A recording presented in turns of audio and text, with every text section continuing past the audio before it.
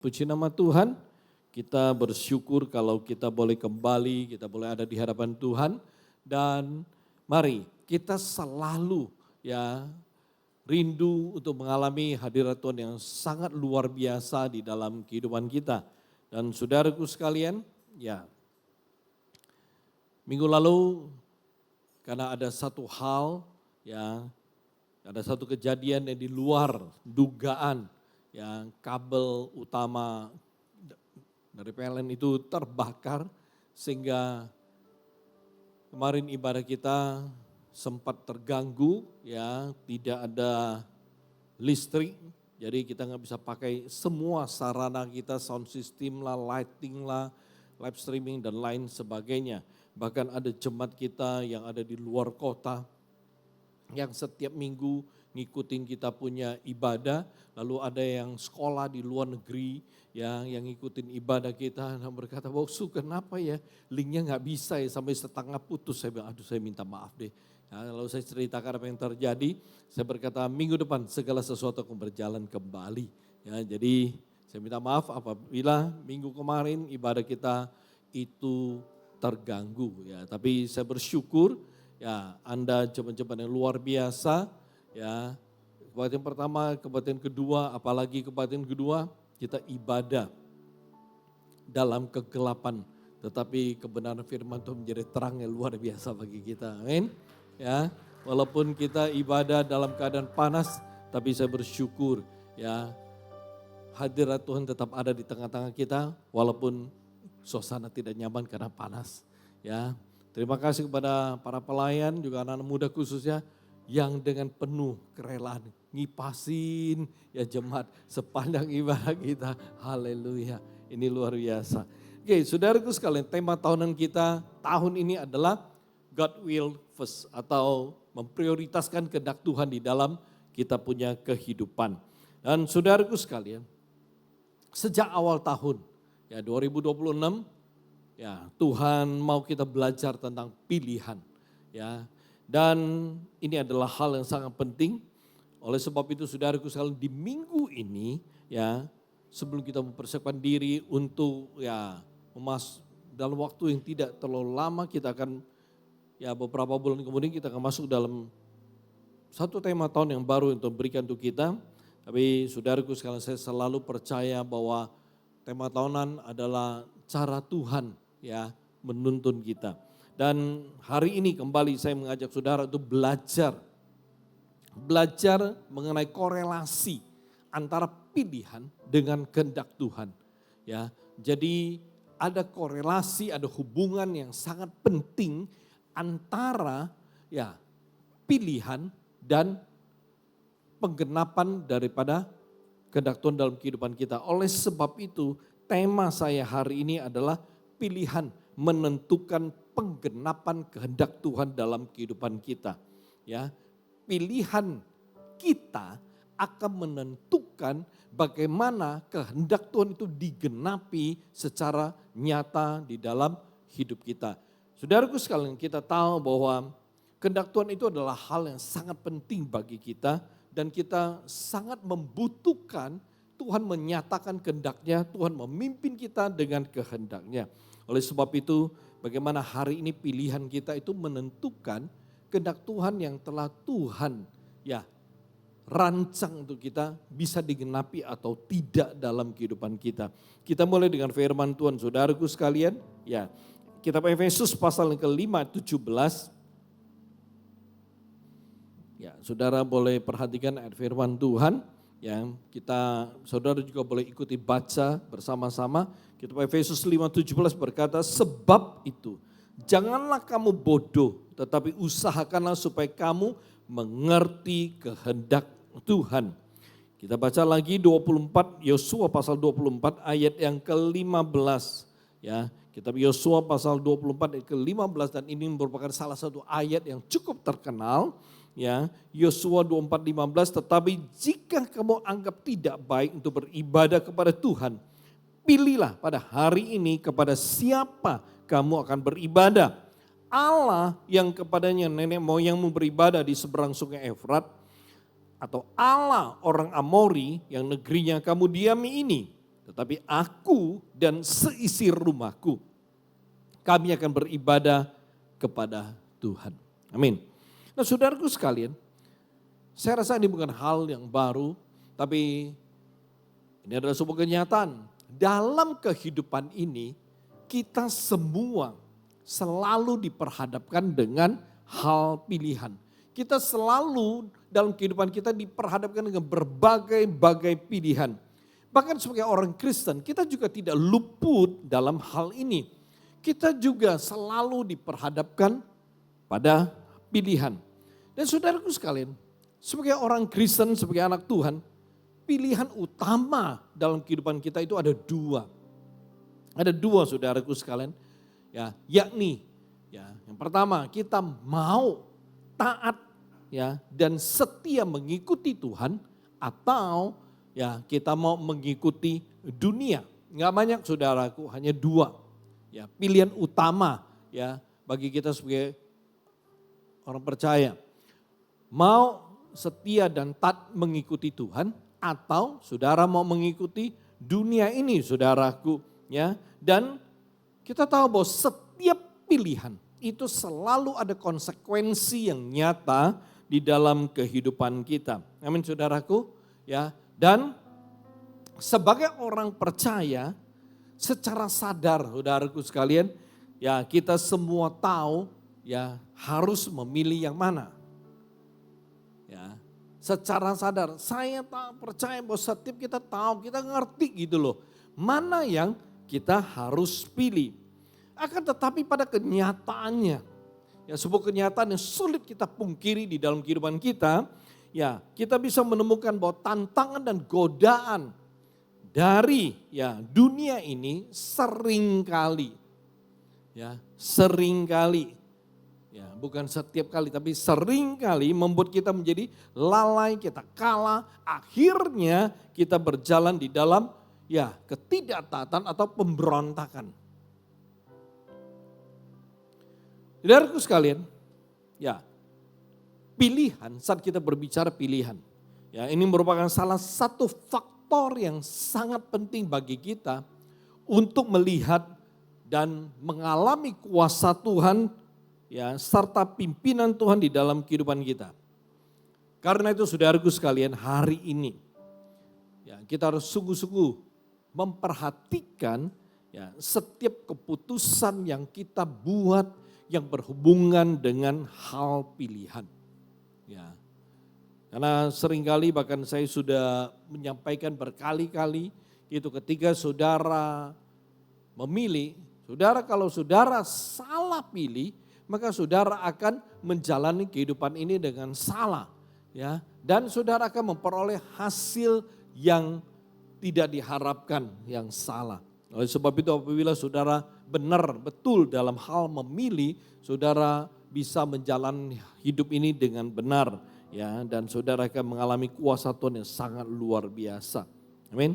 Ya, oleh sebab itu saudaraku sekalian, hari ini saya rindu saudaraku, kita benar-benar bisa mengerti, kita benar-benar bisa menyadari bahwa ada hubungan yang sangat erat antara pilihan dengan penggenapan kehendak Tuhan di dalam kehidupan kita. Ya, dan hari ini saudaraku sekalian, saya mengajak saudara untuk melihat tahapan ya pernyataan kehendak Tuhan di dalam kehidupan kita terlebih dahulu, lalu kita akan melihat hubungan antara pilihan dengan penggenapan kehendak Tuhan dalam kehidupan kita. Nah, saudaraku sekalian, ya kehendak Tuhan itu di dalam kehidupan kita itu dinyatakan melalui 5 tahap, ya, 5 tahap. Dan mungkin hari ini saya akan mengajak saudara melihat 2 tahap, ya, karena mungkin waktunya yang cukup panjang. Oke, tahap pertama, ya, adalah rancangan Tuhan. Jadi saat kita berbicara bagaimana kehendak Tuhan itu ya di dalam kehidupan kita itu, maksudnya waktu kehendak Tuhan itu dinyatakan dalam kehidupan kita itu melalui 5 tahap. Tahap yang pertama adalah rancangan Tuhan. Ya, rancangan Tuhan. Maksudnya saudaraku sekalian adalah ya Tuhan itu punya kehendak atas hidup setiap kita. Dan kadang-kadang kita nggak ngerti kehendak Tuhan itu datang atau dinyatakan dalam kehidupan kita itu melalui apa? Ya. Mungkin selama ini ada orang berpikir bahwa kehendak Tuhan dinyatakan melalui mungkin melalui Tuhan pimpin saya, Tuhan mungkin nyatakan melalui kebenarannya atau melalui khotbah atau melalui apapun.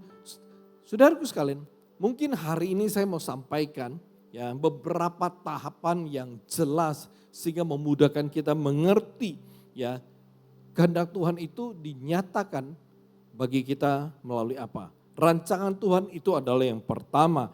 Yeremia 29 ayat 11 firman Tuhan berkata seperti ini.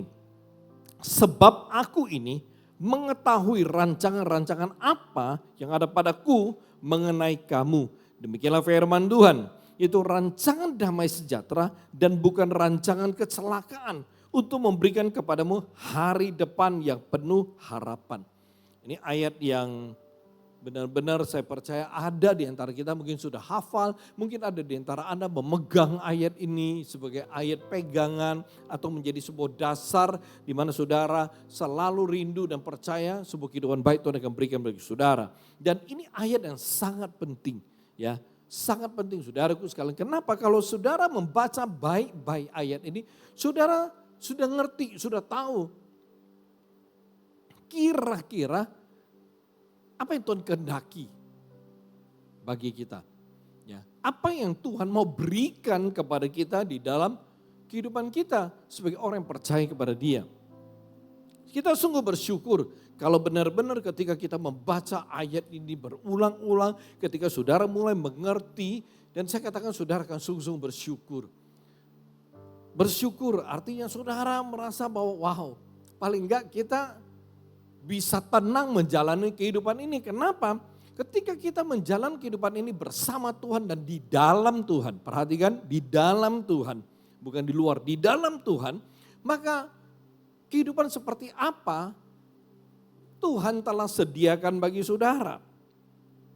Firman Tuhan mengatakan pada kita bahwa Tuhan membawa atau Tuhan memberikan kepada kita, Tuhan telah mempersiapkan sebuah rancangan yang sangat luar biasa bagi kita. Rancangan damai sejahtera, bukan kecelakaan. Rancangan akan memberikan kita sebuah hari depan yang penuh harapan. Kita bersyukur, amin. Yesaya 55, 8-9 kembali firman Tuhan bilang begini. Sebab rancanganku bukanlah rancanganmu dan jalanmu bukanlah jalanku. Demikianlah firman Tuhan. Seperti tingginya langit dari bumi, demikianlah tingginya jalanku dari jalanmu dan rancanganku dari rancanganmu. Amin. Dan saudaraku sekalian, kita bersyukur. Ketika Tuhan telah merancang hidup kita, dan kita percaya, kita terima rancangan Tuhan dalam kehidupan kita, itu rancangan bahwa damai sejahtera, rancangan sebuah masa depan yang penuh harapan. Pada saat kita percaya, pada saat kita terima, maka tidak ada bisa mengubah. Tidak ada satu kuasa pun yang bisa mengubah rancangan Tuhan. Karena Tuhan bilang rancanganku bukan rancanganmu. Artinya tidak ada satupun yang bisa mengubah rancangan Tuhan. Tetapi rancangan itu bisa gagal karena diri kita. Rancangan itu tidak pernah akan berubah, tapi bisa gagal apabila dari kita tidak percaya kepada apa yang telah Tuhan rancang bagi kita. Jadi saudaraku sekalian, saya mau saudara ngerti. Tidak ada yang bisa mengubah rancangan Tuhan, tetapi ada yang bisa menggagalkannya, yaitu kita. Oke, saat kita bicara tentang rancangan Tuhan, saudaraku sekalian, kira-kira apa yang dimaksud dengan rancangan Tuhan? Kita mendengar di dalam Alkitab, kita membaca ayat firman Tuhan, tentang rancangan Tuhan. Kira-kira seberapa banyak dari kita mengerti apa yang dimaksud dengan rancangan Tuhan? Saudaraku sekalian, ada sebuah definisi yang sederhana saya berikan kepada saudara, tentang rancangan Tuhan. Rancangan Tuhan itu adalah rencana Tuhan yang didasari oleh kasih Tuhan untuk memberikan kita kehidupan yang baik, yang diberkati, penuh dengan damai sejahtera dan harapan yang pasti. Ini yang dimaksud dengan rancangan Tuhan. Jadi saat kita berbicara tentang rancangan Tuhan, Kita berbicara tentang rencana Tuhan yang sempurna. Rencana Tuhan yang detail sekali dalam kehidupan kita. Sebuah rencana yang dasarnya itu adalah kasih Tuhan, kebaikan Tuhan itu yang akan memberikan kita, membawa kita kepada sebuah kehidupan yang baik. Sebuah kehidupan yang diberkati, sebuah kehidupan yang penuh dengan damai sejahtera dan harapan yang pasti. Ini menarik.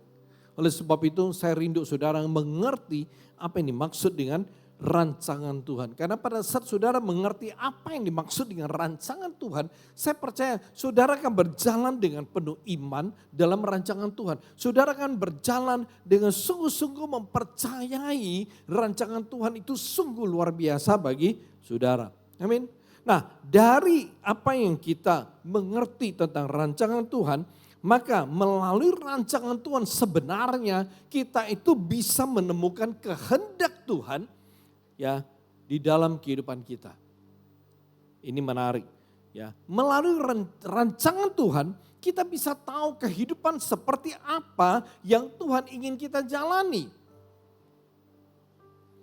Di sini saya mau saudara menyadari bahwa Tuhan itu tidak mau kita berjalan di dalam kesulitan. Tuhan tidak mau kita berjalan di dalam kesedihan, kekecewaan dan lain sebagainya. Enggak. Tuhan tidak pernah merancang sebuah penderitaan di dalam kehidupan kita.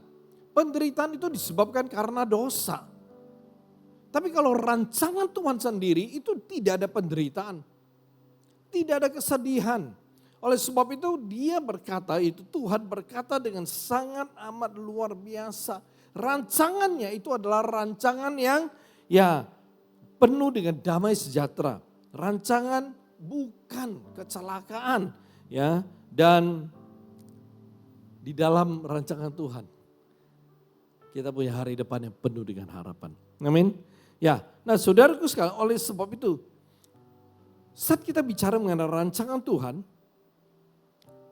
Tuhan dengan sangat jelas mengatakan kepada kita bahwa Dia akan memberikan kita sebuah kehidupan yang baik yang tidak ditambah dengan kekhawatiran, ya, tidak ditambah dengan kekhawatiran. Nah, ini yang Tuhan mau katakan pada kita, ini yang Tuhan mau berikan pada kita. Nah, saudaraku sekalian, saya akan memberikan saudara dari firman Tuhan sebuah contoh kasus ya tentang rancangan Tuhan atas kehidupan kita. Ya, kita akan lihat dalam Ulangan pasal 28 ayat 1 dan 2 terlebih dahulu.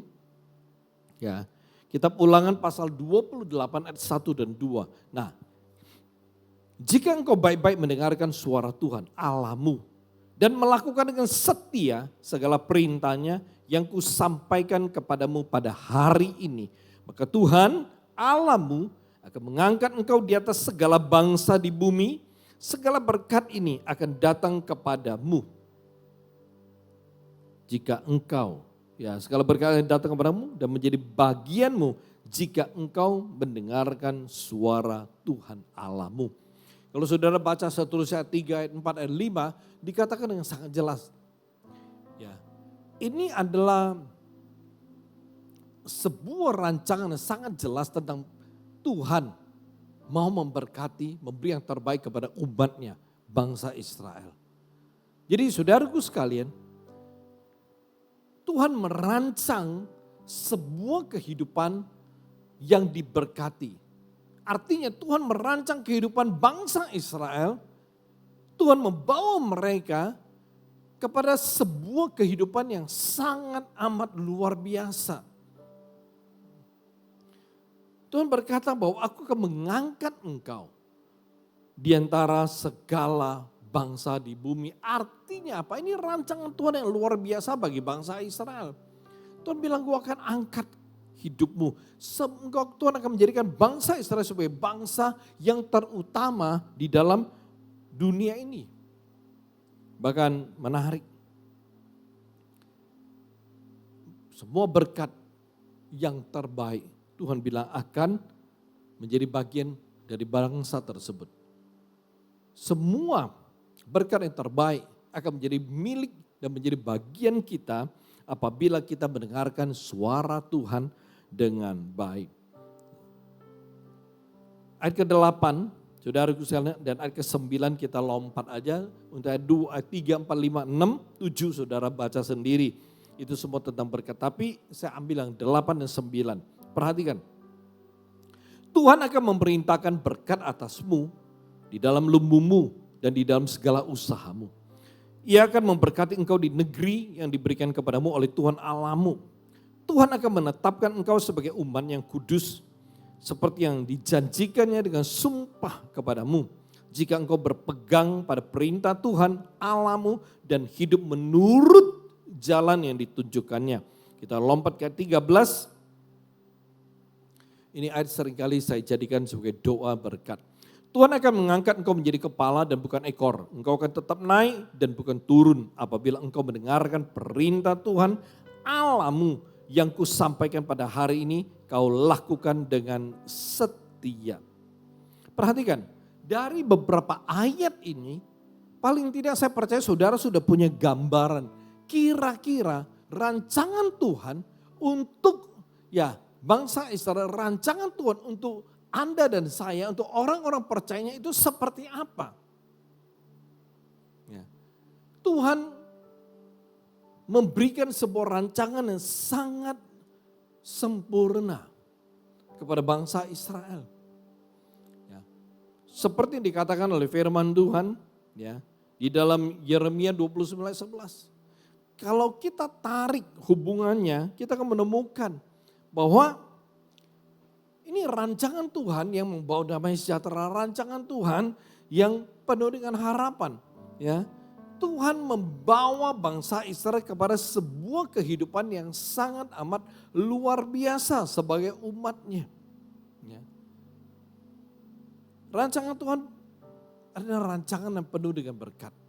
Perhatikan, ini yang saya mau saudara mulai mengerti di dalam kehidupan saudara. Rancangan Tuhan untuk Anda dan saya itu adalah rancangan yang penuh dengan damai sejahtera. Membawa damai sejahtera, bukan rancangan kecelakaan, bukan rancangan penderitaan. Rancangan Tuhan untuk Anda dan saya adalah sebuah rancangan yang penuh dengan harapan. Jadi dengan kata lain, masa depan kita itu adalah sebuah masa depan yang baik. Tuhan telah membuat rancangan masa depan kita adalah masa depan yang terbaik. Mungkin kita tidak bisa melihat 5 tahun lagi, 7 tahun lagi, 10 tahun lagi, 15 tahun lagi. Kita punya masa depan seperti apa. Tetapi ketika kita percaya pada Dia, ketika kita sebagai anak-anak Tuhan, maka saudaraku sekalian, masa depan kita yang telah Allah siapkan itu adalah masa depan yang penuh dengan harapan. Masa depan yang membawa kita kepada sebuah kehidupan yang baik. Ini yang kita harus mengerti terlebih dahulu. Jadi saudaraku sekalian, dengan kata lain, apa yang Tuhan rancang atas kita, itu juga merupakan apa yang Tuhan kehendaki kita peroleh, kita terima dan kita alami di dalam kehidupan kita. Jadi bagaimana rancangan Tuhan, demikian juga kehendak Tuhan dalam kehidupan kita. Oleh sebab itu apabila kita memperhatikan apa yang Tuhan siapkan, apa yang Tuhan katakan kepada bangsa Israel, kita bersyukur bahwa rancangan Tuhan itu sungguh luar biasa atas kehidupan kita. Pertanyaannya adalah hari ini bagaimana kita memilih? Bagaimana kita membuat pilihan saudaraku? Tuhan berkata kepada bangsa Israel, jika engkau baik-baik mendengarkan suara Tuhanmu. Dan saya percaya ini juga yang mungkin Tuhan katakan kepada kita. Jika saudara baik-baik mendengarkan suara Tuhan dan melakukan dengan setia segala perintahnya, maka perhatikan apa yang kata Tuhan. Tuhan berkata, aku akan mengangkat engkau di atas segala bangsa. Segala berkat ini akan datang kepadamu. Ini hal yang sangat luar biasa. Nah, ini kehendak Tuhan. Hari ini, ketika kita diperhadapkan dengan pilihan, bagaimana kita membuat pilihan? Bagaimana kita menentukan pilihan kita? Saudaraku sekalian, Apakah saudara memilih mentaati firman Tuhan dan perintah Tuhan yang telah diberikan kepada kita, atau kita memilih mengikuti keinginan hati kita? Saya lebih suka menyebut sebenarnya keinginan hati kita itu liar, saudaraku. Ada orang berpikir seperti, oh saya bisa kok mengendalikan keinginan hati saya. Tapi pada kenyataannya saudaraku sekalian, kita nggak bisa mengendalikan keinginan kita. Nggak bisa. Kita tidak bisa mengendalikan keinginan daging kita. Oleh sebab itu saudaraku sekalian, bagaimana kita memilih? Kalau kita sudah mengerti, kita sudah tahu tentang rancangan Tuhan yang sebenarnya sangat luar biasa bagi kita. Ketika Tuhan berkata kalau kita memang rindu, kita memang pengen gitu tuh rencana Tuhan, rancangan itu digenapi. Tuhan mau kita taat kepada firman-Nya. Tuhan mau kita melakukan dengan setia perintahnya. Karena oleh sebab itu hari ini bagaimana saudara memilih? Saudara milih mau taat pada firman dan perintah Tuhan, atau saudara milih ngikutin atau mau taat pada keinginan saudara. Misalnya seperti ini saudara. Firman Tuhan atau perintah Tuhan menyuruh kita beribadah kepadanya. Contoh Ulangan 6:13. Ulangan 6:13 tuh firman bilang begini, engkau harus takut akan Tuhan Allahmu, kepada Dia haruslah engkau beribadah dan demi namanya haruslah engkau bersumpah. Artinya saudaraku sekalian, kita harus beribadah dengan setia. Kira-kira nih firman Tuhan yang sampai yang diberikan kepada kita. Anda bisa taat dan beribadah dengan setia. Atau Anda hari ini beribadah seadanya. Maksudnya seperti ini saudara. Hari Minggu, hari yang telah Tuhan tetapkan. Di mana dia berhenti dari segala pekerjaannya. Supaya manusia dan dia serta dengan manusia itu bisa bersekutu. Dalam sebuah persekutuan yang sangat penting. Nah, di hari Minggu harusnya kita beribadah. Tetapi apakah kita benar-benar memakai hari Minggu kita untuk beribadah kepada Tuhan, atau kita pakai tuh hari Minggu untuk berkumpul sama teman-teman kita, pergi jalan-jalan, melakukan hobi kita, atau kita tidur di rumah saudara. 1 bulan ada 4 minggu, kadang-kadang ada yang 5 minggu. Saudaraku sekalian, saudara beribadah kepada Tuhan itu 4 sampai 5 kali atau hanya 1-2 kali saja? Ini pertanyaan sederhana gitu loh. Saudaraku sekalian, itu pilihan. Itu pilihan. Bagaimana saudara memilih? Kalau mau diberkati, kalau mau mengalami kuasa Tuhan, semua orang mau. Tapi perhatikan, ada kunci yang Tuhan berikan kepada kita untuk bisa mengalami kuasanya, mengalami berkatnya yang luar biasa. Tuhan hanya minta kita melakukan taat pada Dia dan melakukan dengan setia perintah Tuhan. Kita punya masalah dalam hal setia. Kita melakukannya tapi kita tidak bisa setia melakukannya. Itu persoalan kita saudara. Maunya Tuhan kita taat dan kita setia. Kita taat tapi tidak setia. Kita berkata kita sudah melakukan kok yang Tuhan mau, kita sudah taat. Tapi yang bagian belakang kita abaikan. Tuhan mau kita taat dan setia. Kita taat tapi tidak setia. Oleh sebab itu banyak orang Kristen tidak melihat dan tidak mengalami penggenapan kehendak Tuhan yang luar biasa. Itu rancangan yang dahsyat di dalam kehidupan kita. Karena kita tidak sungguh-sungguh taat dan setia berjalan dalam rancangannya. Saudaraku sekalian, pilihan Anda menentukan rancangan Tuhan yang luar biasa. Itu digenapi dalam hidup Anda atau tidak. Pilihan Anda menentukan hidup Anda itu diberkati oleh Tuhan atau tidak. Ada damai sejahtera atau tidak. Ada harapan atau tidak. Semuanya itu tergantung saudaraku sekalian bagaimana saudara membuat pilihan.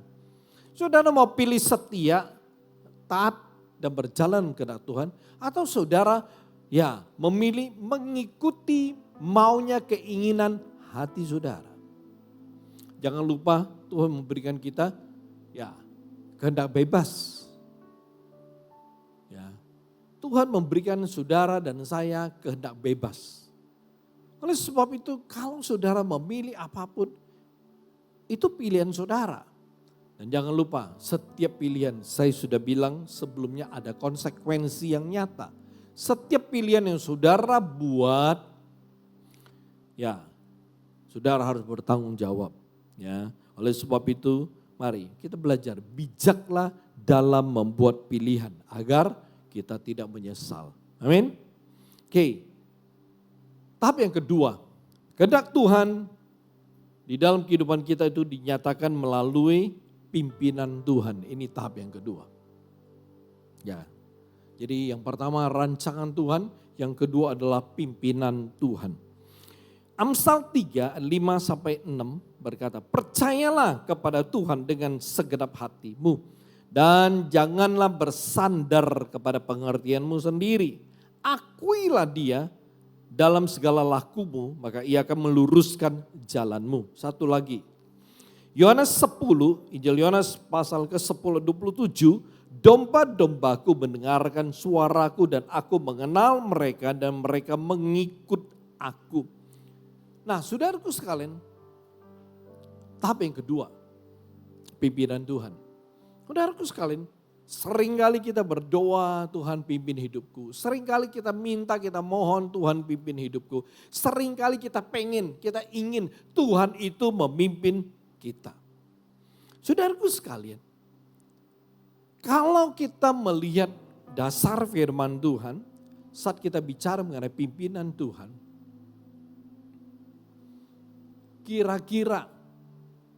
saudara kira-kira bisa nggak berjalan dalam pimpinan Tuhan?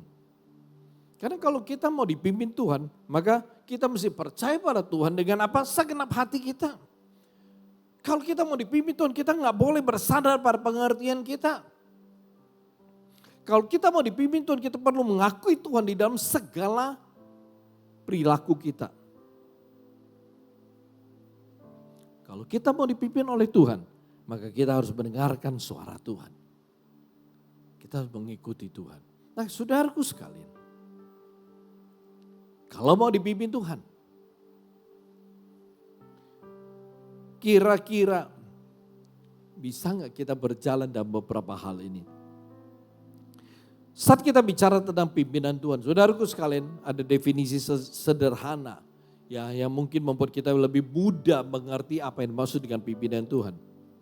Definisinya seperti ini, saudara. Kepimpinan Tuhan itu adalah arahan dan tuntunan Tuhan atas kehidupan kita yang akan membawa kita kepada rancangan Tuhan yang sempurna.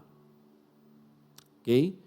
Pimpinan Tuhan adalah arahan dan tuntunan Tuhan atas kehidupan kita yang akan membawa kita kepada rancangan Tuhan yang sempurna. Saudaraku sekalian, perhatikan, saat Tuhan mendengar seruan umatnya, bangsa Israel di tanah Mesir, lalu Tuhan mengirim Musa. Perhatikan, ini adalah awal pimpinan Tuhan bagi bangsa Israel. Oke.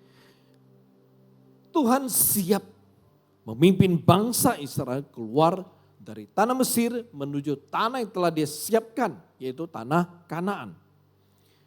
Perhatikan saudaraku, saat bangsa Israel itu telah keluar dari Mesir, saya mengajak saudara untuk melihat beberapa cara Tuhan memimpin bangsa Israel. Ketika bangsa itu telah keluar dari Mesir, selama bangsa Israel itu berada di padang gurun, perhatikan, Tuhan itu terus dan senantiasa memimpin mereka. Ya, menarik saudaraku sekalian. Ya, pada hari siang atau siang hari Tuhan itu memimpin bangsa Israel ya melalui tiang awan. Pada malam hari ya Tuhan memimpin bangsa Israel dalam tiang api. Itu nanti saudara baca dalam Keluaran pasal 13 ayat 21. Ya, Keluaran pasal 13 21 saudara catat, saudara baca nanti. Di sana ya dikatakan bahwa Tuhan itu memimpin bangsa Israel ya dalam tiang api pada siang hari, malam siang tiang awan, malam tiang api. Jadi bangsa Israel itu bisa berjalan siang dan malam. Ya. Bangsa Israel itu bisa berjalan siang dan malam. Cara Tuhan memimpinnya dengan cara yang sangat luar biasa. Bahkan saudaraku sekalian, perhatikan ayat yang berkata pada saat tiang awan itu mulai bergerak, maka bangsa Israel itu juga akan mulai bergerak. Nah perhatikan, saudaraku, walau bukan Musa yang membawa bangsa Israel masuk ke tanah Kanaan, tetapi Yosua, perhatikan, selama bangsa Israel itu di padang gurun, kita bisa melihat prinsip pimpinan Tuhan atas kehidupan manusia. Oke, ya. Prinsipnya itu sederhana, saudara, ya. Tuhan mau kita itu percaya penuh kepada Dia dan mengikuti setiap details dari rancangan Tuhan.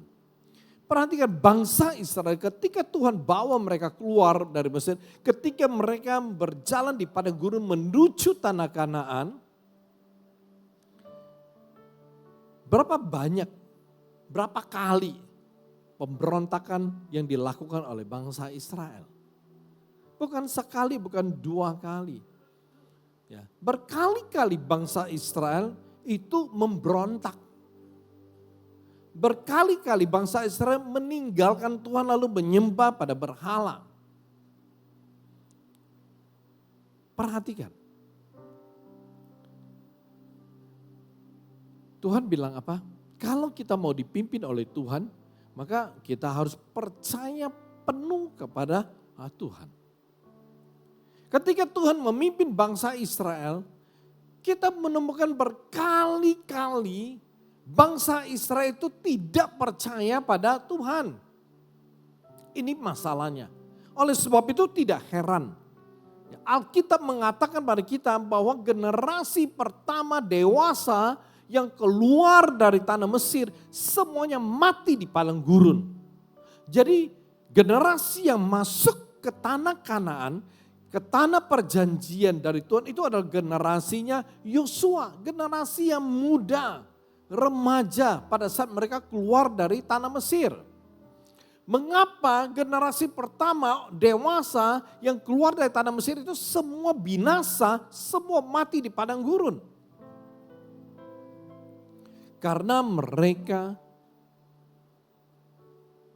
tidak sungguh-sungguh, tidak sepenuhnya berjalan di dalam pimpinan Tuhan. Berkali-kali mereka menyangkal keberadaan Tuhan itu di dalam kehidupan mereka. Ketika semua kehidupan berjalan dengan baik, ketika mereka ditakuti, mereka menjadi sombong, lupa diri, mulai meninggalkan Tuhan, mulai nyembah berhala. Lalu Tuhan hajar mereka dengan sampar, Tuhan hajar mereka dengan bangsa-bangsa yang mengalahkan mereka. Tuhan hajar mereka dengan banyak masalah, mereka balik lagi kepada Tuhan. Menyerahkan diri mereka dan membiarkan diri mereka dipimpin oleh Tuhan lagi. Tapi kemudian gak gitu lama, kembali lagi meninggalkan Tuhan, melepaskan pimpinan Tuhan dan lain sebagainya. Mereka tidak sepenuhnya sungguh-sungguh percaya kepada Tuhan. Oleh sebab itu gak heran, mereka semua gak masuk ke tanah perjanjian Tuhan, gak masuk ke tanah Kanaan. Saudaraku sekalian, kalau saudara rindu kehendak Tuhan itu digenapi dalam kehidupan saudara, Maka saudara harus benar dalam membuat pilihan. Kalau kita sungguh-sungguh mau dipimpin Tuhan, sederhana. Kita harus percaya penuh kepada Tuhan. Kita nggak boleh bersandar pada pengertian kita. Kita mesti mengakui Tuhan di dalam segala perilaku kita. Kita harus mendengarkan suara Tuhan dan kita harus ngikut Tuhan. Itu kalau kita mau dipimpin oleh Tuhan. Ya. Perhatikan saudaraku sekalian. Pada hari ini, cara Tuhan itu memimpin kita itu bisa melalui beberapa hal.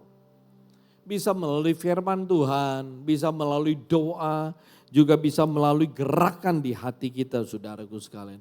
Maksudnya Tuhan itu bisa memimpin kita melalui firman-Nya, itu Tuhan mengarahkan kita melalui firman-Nya. Lalu melalui doa Tuhan akan kasih kita pengertian waktu kita berdoa tentang kehendak-Nya, tentang pimpinan-Nya.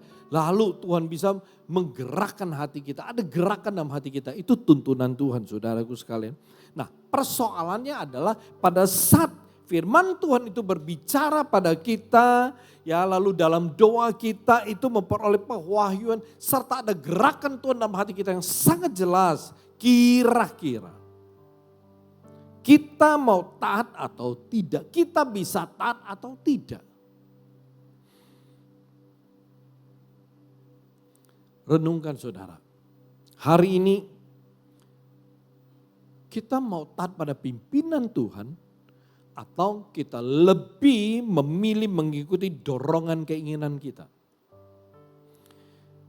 Apabila kita memilih mengikuti keinginan kita, maka saudaraku sekalian Tuhan sulit sekali bahkan tidak pernah akan bisa memimpin kita punya hidup.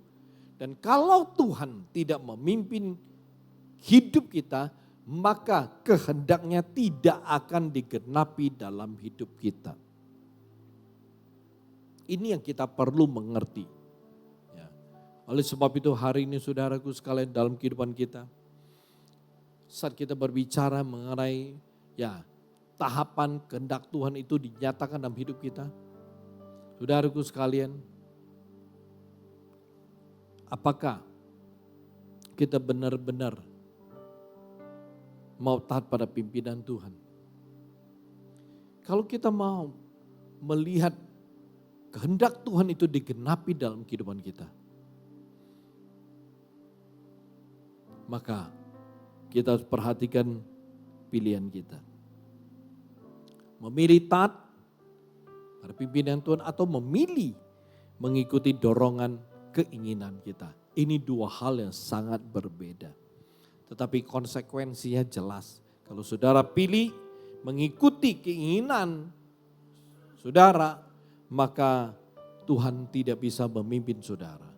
Dan kalau saudara tidak dipimpin oleh Tuhan, kehendak Tuhan itu tidak akan digenapi dalam hidup saudara. Jadi sederhana.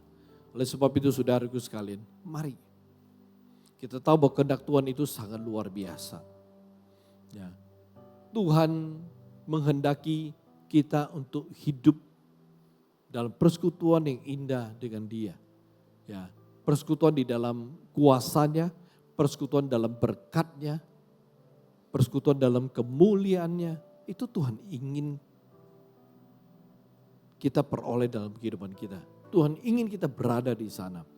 Oleh sebab itu mari kita belajar, rindu, sungguh-sungguh mengerti bagaimana caranya agar kehendak Tuhan itu bisa digenapi dalam kehidupan kita. Amin. Kita tundukkan kepala saudaraku sekalian, kita akan berdoa. Minggu depan saya akan lanjutkan tahap ketiga, tahap keempat, tahap kelima. Amin. Saudaraku sekalian, mari kita datang kepada Tuhan. Saya mau saudara periksa hidup saudara. Periksa hidup saudara. Apakah saudara benar-benar rindu kehendak Tuhan itu bisa digenapi dalam kehidupan saudara? Kalau saudara rindu kehendak Tuhan itu bisa digenapi dalam kehidupan saudara, maka saudara harus mengerti kehendak Tuhan atas hidup kita itu dinyatakan dalam beberapa tahap. Dimulai dengan tahap akan rancangan Tuhan. rancangan Tuhan itu adalah kehendak Tuhan atas hidup kita. Kehendak Tuhan yang mau diberikan kepada kita. Ketika rancangan Tuhan adalah rancangan yang membawa damai sejahtera. Sama. Kehendak Tuhan juga mau kita hidup dalam damai sejahtera. Rancangan Tuhan itu akan memberikan kita masa depan yang penuh harapan. Itu juga adalah kehendak Tuhan bagi kita. Itu memiliki masa depan yang penuh dengan harapan. Bukan tidak menentu, bukan tidak jelas. Tapi penuh harapan. Saudaraku sekalian, oleh sebab itu, saudara harus mengerti. Kalau kita rindu rancangan Tuhan, pimpinan Tuhan itu digenapi dalam hidup kita. Yang merupakan bagian daripada kehendak Tuhan. Maka sederhana, Tuhan mau kita percaya penuh kepada Dia. Tuhan mau kita mengakui keberadaannya. Tuhan mau kita taat dan setia. Berjalan di dalam kebenarannya, itu firman-Nya. Setia dan taat. Tetapi seringkali kita sulit untuk sungguh-sungguh, kita sulit 100% berjalan dalam kesetiaan, berjalan dalam ketaatan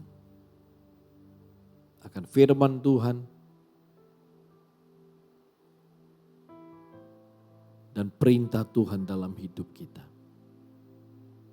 Renungkan saudaraku. Datang kepada Tuhan pagi ini. Minta Tuhan beranugerah atas setiap kita. Minta Tuhan berkasih karunia untuk kita masing-masing.